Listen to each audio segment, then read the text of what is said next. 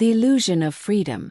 The allure of freedom can be intoxicating, a siren's call that whispers promises of limitless potential, unexplored passions, and reinvention. But no one tells you that sometimes, chasing that freedom can leave you adrift, lost in the vast ocean of what-ifs.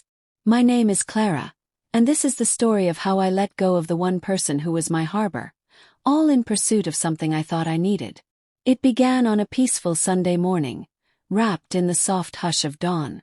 In our tiny but sunlit kitchen, the scent of vanilla and warm batter filled the air. I wore his hoodie, too big for me, sleeves drooping past my hands, the inside worn soft from years of use. Across the room, Noah stood at the stove, flipping pancakes with that little extra flourish he always added just to make me smile. The window let in a golden light that danced over his profile. It was one of those rare moments where the world felt still, full, like nothing else existed but us. But even in that perfect stillness, something stirred in me.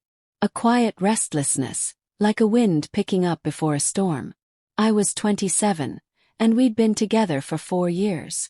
Our lives had slowly intertwined. Shared furniture, shared dreams, a growing collection of inside jokes and weekend rituals. From the outside, it looked like the beginning of a beautiful forever. But inside me, doubts had started to form. Small at first, then relentless. My friends were changing, evolving, racing toward new lives. Riley, my best friend, was always texting me from a different airport or posting photos from new cities with new lovers. Her life was spontaneous, wild, unpredictable. She'd say things like, "You need to live before you settle down, Clara. How can you know you've found the one if you've never seen what else is out there?" Her words stuck to me like wet paint. They seeped in, coloring how I saw everything. Meanwhile, Noah was the complete opposite of Riley. He was dependable, grounded, my constant in a chaotic world. He talked about our future with unshakable confidence. A house on the edge of town, a golden retriever named Max, 2 kids, and a garden I'd grow herbs in. I used to love that vision. Clung to it. But now, it felt less like a dream and more like a beautifully painted box, slowly closing in around me. It all came to a head after a party Riley dragged me to. Loud music, strangers with stories I didn't know, connections that sparked and fizzled in the same breath. I got home and couldn't shake the weight pressing on my chest. Over dinner that night I looked at Noah. His eyes full of ease, his hand reaching for mine, and I blurted it out. "I think we need to explore other paths." His fork paused midway. He looked up, confusion spreading across his face like a slow bruise. "What do you mean?"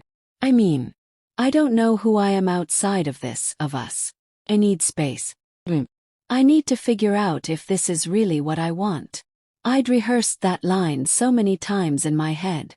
But nothing prepared me for the way his face fell, how the light behind his eyes dimmed. He didn't yell. He didn't try to change my mind. He just nodded slowly and said, "If that's what you need, I won't stop you." A week later, I moved into a tiny studio apartment. The walls were bare, the floor creaked under every step, and the furniture was a mismatched mess from secondhand stores. But it was mine. I told myself this was courage, that stepping into the unknown was growth. For a little while it was exhilarating. I downloaded dating apps. I went on awkward coffee dates, kissed strangers who didn't know I loved thunderstorms or that I cried during animated movies. I tried to convince myself this was the adventure I'd been missing. But it all wore thin fast. No one laughed at my terrible puns the way Noah did. No one knew I hated eggs scrambled. No one looked at me like I was the whole world. And worst of all, Noah didn't call. He didn't text. He didn't beg me to come back. I told myself he needed space, that he was licking his wounds.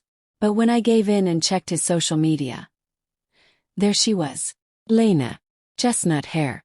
Tough smile. Elegant in a quiet way. They were sitting close at a jazz club downtown, a place I always said was too boring for a Friday night. She was leaning into him like she belonged there, like she always had. My heart didn't just break. Crumpled. I told myself it was a rebound. That he'd realize she wasn't me. That it was just temporary. But it wasn't. By the 3rd month I stopped dating altogether. My world shrank to the size of my apartment. I spent nights scrolling through old photos. Goofy selfies, notes he'd left on the fridge, clips of us dancing barefoot in the kitchen to a song only we knew. I started writing texts I never sent. Asterisk. Hey, just thinking about you. Asterisk. Asterisk. Do you remember that trip to the lake? Asterisk. Then one day, Riley forwarded me a post. No caption. Just, asterisk, did you see this? Asterisk. It was a photo of Noah kneeling by the lakeside, holding a ring. Elena's face was streaked with tears, and behind them, the water shimmered in the golden light of sunset, the same place he once told me he wanted to propose. I stared at the photo for a long time. The tears didn't come right away. But when they did, they crashed through me like a wave, leaving me clinging to the kitchen counter to stay upright. He was really gone. Not just physically but in the way that matters. He'd found someone who fit the future I walked away from. And me. I was still here. Still trying to make sense of the more I thought I needed. 7 months have passed. I still live in that same apartment. Riley's stopped bringing up Noah. My friends assume I've healed. I smile, nod, play the part.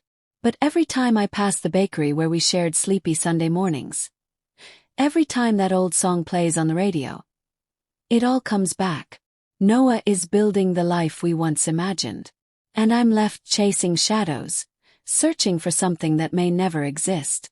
So if you're standing where I once stood, if you're holding the hand of someone who loves you, who chooses you every day, who sees you in all your beautiful mess, don't let go too easily. Because sometimes, chasing freedom doesn't lead to discovery. Sometimes it leads to a quiet ache that lingers in the spaces where love used to live. And some losses echo in your heart forever.